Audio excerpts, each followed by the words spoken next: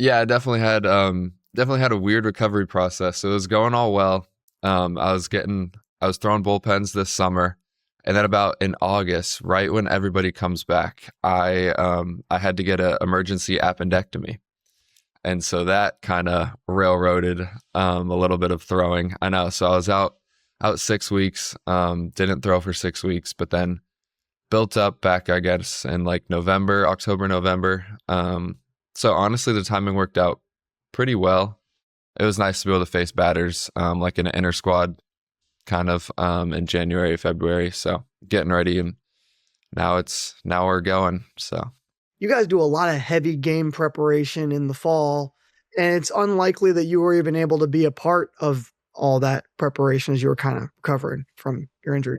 yeah, I wasn't able to throw much in the fall, but was lucky to get a good chunk over the winter. And so yeah, it's been good. It's smooth and arm feels great, but definitely not back at 100% yet. But you don't want that right now in early March. You want that towards the end of the year. So just day by day and start by start, getting better, and we'll get there eventually. What did it mean to you without having all that preparation that your coach still believed in you to put you as a part of the weekend rotation going into the year? It wasn't too much on my mind. I was definitely thinking about it, but just can't thank him enough for trusting me, and my teammates for trusting me as well every Sunday. And it makes it so much easier when I'm, in preparation and practice, where we get better every week, and it's, the practice is harder than the games, and they make it that way.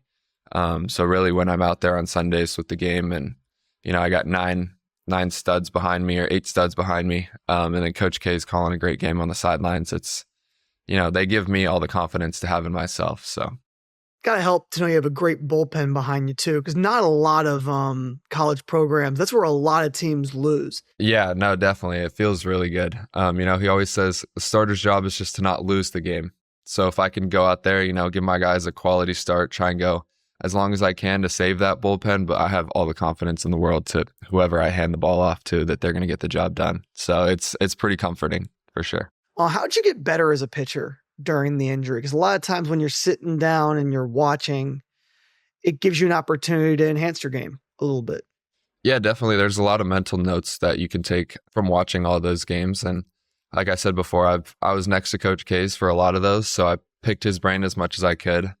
So you definitely learn a ton on the mental side. But then also I say physically, there's that rumor that, guys come back better after Tommy John.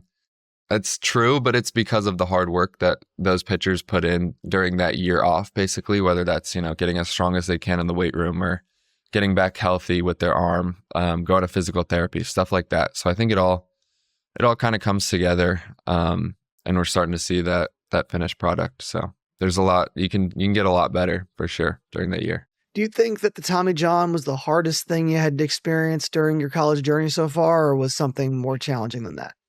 I would say mentally, definitely it was. I thought that I was prepared for it, I guess you could say, when I did realize that I was going to do the surgery. But it definitely makes you understand how lucky you are and how grateful you should be to play this game, because, not everyone can. So now I go out there and play every game like it's my last, because you really don't know. So just trying to have a bunch of fun with it. What's your most fun moment as a part of the Buccaneers so far?